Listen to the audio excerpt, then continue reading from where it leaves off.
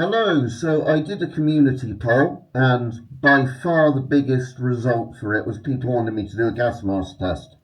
And I know people said they missed these old-fashioned gas mask tests, where I just fill a room up with, like air freshener that will make me cough if I do a load of, a very high amount of it. So I'm going to do it on the Osmo Pocket 3, and we're going to be testing the Chinese MF14 gas mask. Now, you'll notice I've got a 3M filter on it, so a proper Western 40mm sort of NATO Stanag filter. And the reason for that is that the export versions, or most of the modern versions of the MF14, are quite cheap on AliExpress, and I can always put an affiliate link down below, so if you do get one, I get a little tiny bit of money from every sale. These are, like I said, they're not bad quality. They're not the best panoramic masks in the world, but they do have a voice diaphragm on them. And there's a couple of good things going for this mask. I think they have a voice diaphragm on them. Let me just take it off and check that. But regardless, yeah, they do have a voice diaphragm because I can see it there. So, see that metal sort of plate there? That's the voice diaphragm. So, yeah, basically with these masks, like I said, unless you're in America and there's all the tariff issues and that, you can get these on AliExpress for not that much money. I think normally $20 to $30 or pounds in most currencies. And and that's for a brand new mask, not a surplus mask. And like I said, they're not the best panoramic masks in the world, but they are pretty good. And the fact that most of them being exported now are 40mm NATO, or Stanag, and just to show you, I'll take this filter off and on. Obviously you can skip ahead in this video if you just want to see the gas mask test.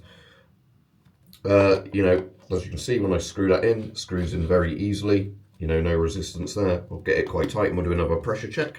And then we're going to spray a load of this Tesco Cotton Fresh air freshener. And then I'll have the mask on a couple of minutes while I talk. And then we'll see, if I can smell anything and how much I cough when I take it off. So here we go. So like I said, not the most comfortable and good panoramic mask in the world as you'd expect, but it's actually pretty damn good. So, for what it is at the price wise, I sort of mean. So, let's check again that that's airtight. Yeah, right, okay, here we go. So,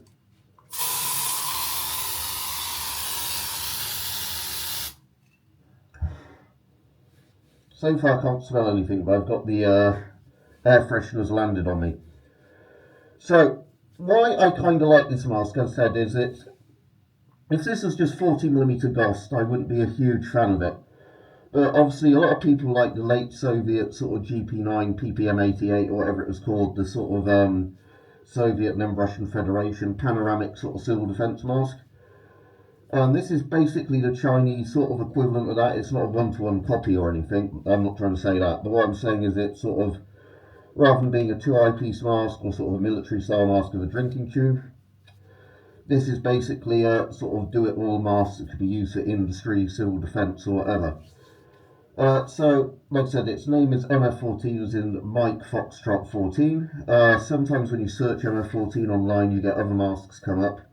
So I'll try and make sure if I do put affiliate links down below that they are for these actual masks.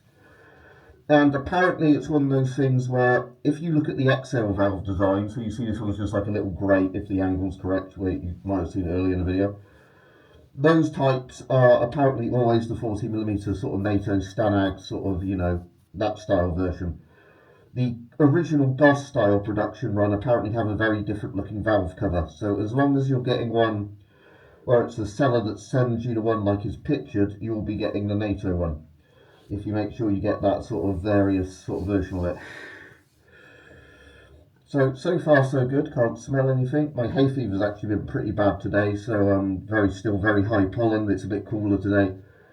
But yeah, at the moment, can't smell anything coming through the mask. Like I said, it's not the most comfortable of my panoramic masks. There's definitely panoramic masks I prefer to this one. That feel slightly nicer rubber, aren't quite as tight on the face to get a good airtight seal. But this isn't bad. It's a 5-piece strap one. I know a lot of people prefer 6, but this isn't too bad. The least thing I like with this is my chin sits quite far forward in it, where with some of the panoramic masks I've got, or just various masks, my chin sits quite backwards on like a little ledge.